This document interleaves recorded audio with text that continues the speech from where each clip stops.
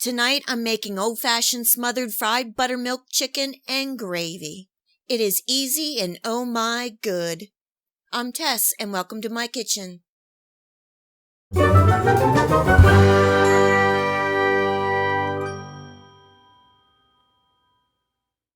marinating the chicken in 4 cups of buttermilk, salt, black pepper, adobo seasoning, some garlic and onion powder, and I'm also adding a healthy squeeze of sriracha sauce in there for a little heat. And this is optional. In a marinade, you want to enter some bold seasonings and flavors to penetrate the meat. Being a marinade, this will just give the chicken a hint of heat. Giving that a good stir and placing in my 6 chicken thighs. You can use chicken breasts or legs, but I find the chicken thighs are the most flavorful and they cook evenly. Covering and refrigerating for at least 4 hours, and overnight is way better. The buttermilk is going to make the chicken so juicy and tender. It's been 7 hours and I'm ready to make dinner. I'm removing the chicken from the buttermilk, shaking off the excess, and placing in a bowl until I get my other ingredients together.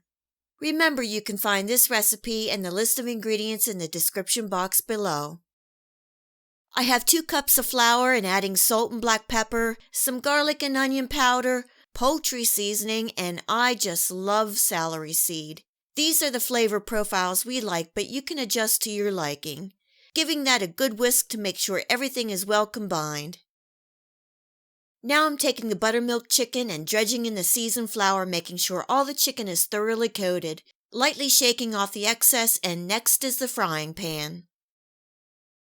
In my large cast iron pan on medium heat, I added about 1/4 cup of oil, and I'm using avocado oil, but you can use the oil of your choice. Next is the chicken, and I can see I will need to do 2 rounds.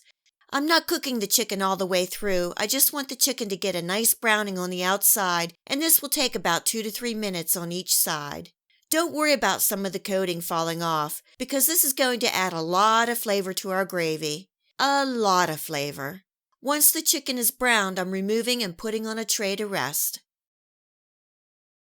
I have 1 very large sliced onion, and that's about 2 cups, that I'm adding to the pan with all the excess oil, drippings, and bits. I still have my heat on medium, giving the onions a good stir, and they will release some water and deglaze all those bits from the bottom of the pan. This is the beginning of a fantastic gravy, and it is smelling great already. I'm putting in 1 minced clove of garlic, not too much, giving that a stir for about 30 seconds, and then adding about 2 tablespoons of my leftover seasoned flour that I dredged my chicken. Yep, more flavor. Stirring and cooking for a minute until the flour is absorbed. Next, I'm slowly adding some chicken broth, about 1 cup at a time, giving it a good stir and you will see it thicken. Keep stirring until smooth and then add more broth. I'm adding in a total of 3 cups now, and I may need to add a little more as it cooks. Bringing that to a simmer and adding my chicken back into the pan. The chicken is going to take 30 to 40 minutes to cook, depending on the size of the chicken. I'm covering and simmering on medium-low. Every 10 minutes I'm going to flip the chicken and baste with that delicious gravy and onions. If you like this smothered fried buttermilk chicken and gravy recipe, please remember to give me a thumbs up, subscribe, and leave a comment below. You can also find me and more of what I'm cooking on Facebook and Tess Cooks For You blog. The gravy is thickening as it cooks, and that is also thanks to that seasoned flour coating I put on the chicken. The coating and browning of the chicken is more for the gravy. As you can see, some of the chicken coating has been lost to the gravy, and that's okay. That's what we want, and that's flavor. Remember to give it a taste test along the way for any seasonings. Once the chicken is done, I'm removing from the heat and letting it rest for 10 to 15 minutes before serving. I'm serving the smothered fried buttermilk chicken and gravy with egg noodles and a side of roasted garlic carrots.